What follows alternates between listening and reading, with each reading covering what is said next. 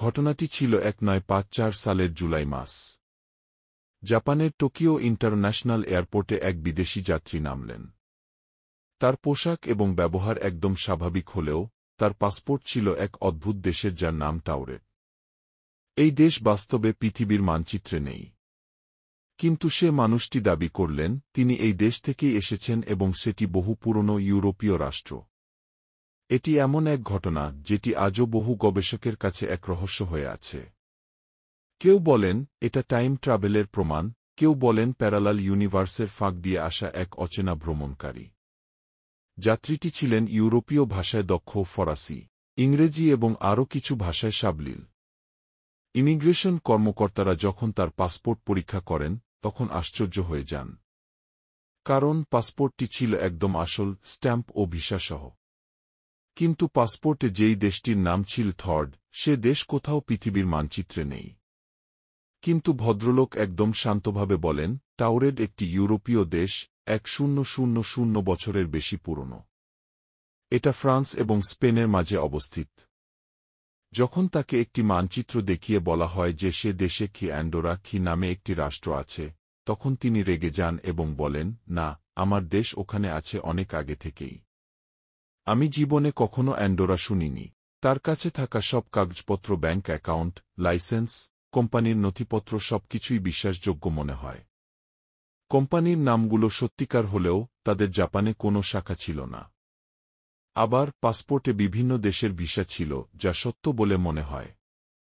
কর্মকর্তারা বিভ্রান্ত হয়ে তাকে এক হোটেলে নিরাপত্তারক্ষীদের নজরদারিতে রাখেন যতক্ষণ না তারা বিষয়টা তদন্ত করেন। তাকে বলা হয় যেন সে ঘর থেকে না বের হয়। পরদিন সকালে সেই ঘরে তাকে খুঁজে পাওয়া যায় না। জানালা ছিল বন্ধ, প্রহরীরা বলেছে কেউ বের হয়নি। অথচ লোকটি নিখোঁজ। তার সমস্ত নথি, পাসপোর্ট, কোম্পানির কাগজ সবকিছু অদৃশ্য হয়ে যায়। পুলিশ বা ইমিগ্রেশন কিছুই খুঁজে পায়নি।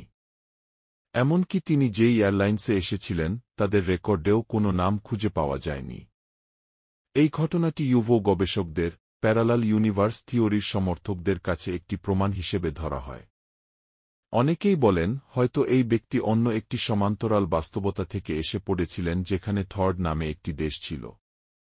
বিজ্ঞানীরা মাল্টিভার্স থিওরির ধারণা দেন যেখানে অসংখ্য বাস্তবতা থাকতে পারে এবং কিছু সময়ে সেই সব বাস্তবতা পরস্পরকে ছেদ করতে পারে। কেউ কেউ বলেন এই লোক হয়তো টাইম ট্রাভেল করছিলেন, ভবিষ্যৎ বা অতীত থেকে এসেছেন। অনেক সমালোচক বিশ্বাস করেন এটি একটি বানানো গল্প বা ইন্টারনেটের আরবান লেজেন্ড। কারণ এই ঘটনার কোনো সরকারি রেকর্ড নেই, শুধুমাত্র কয়েকটি অস্পষ্ট রিপোর্ট পাওয়া যায় 1954 সালের পুরনো সংবাদে। আবার অনেকে বলেন সত্য ঘটনা হলেও হয়তো ব্যক্তির মানসিক সমস্যা ছিল। কিন্তু প্রশ্ন রয়ে যায় যদি ঘটনাটি মিথ্যা হয়, তাহলে পাসপোর্ট, নথিপত্র, রুমে পাহারা থাকা সত্ত্বেও নিখোঁজ হয়ে যাওয়ার ঘটনা কিভাবে ঘটল? এই ঘটনার পর থেকে অনেকে ভাবতে শুরু করেন পৃথিবী কি আসলেই একমাত্র বাস্তবতা? টাউরেডের মানুষ আজও এক অমীমাংসিত রহস্য।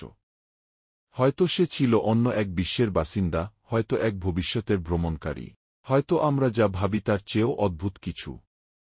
আমরা যতই প্রযুক্তিতে এগিয়ে যাই, পৃথিবী আমাদের মাঝে মাঝে এমন কিছু দেখায় যা আমাদের সীমাবদ্ধ জ্ঞানের বাইরে। এই গল্প আমাদের স্মরণ করিয়ে দেয় বাস্তবতা অনেক সময় কল্পনার চেয়েও বেশি রহস্যময়।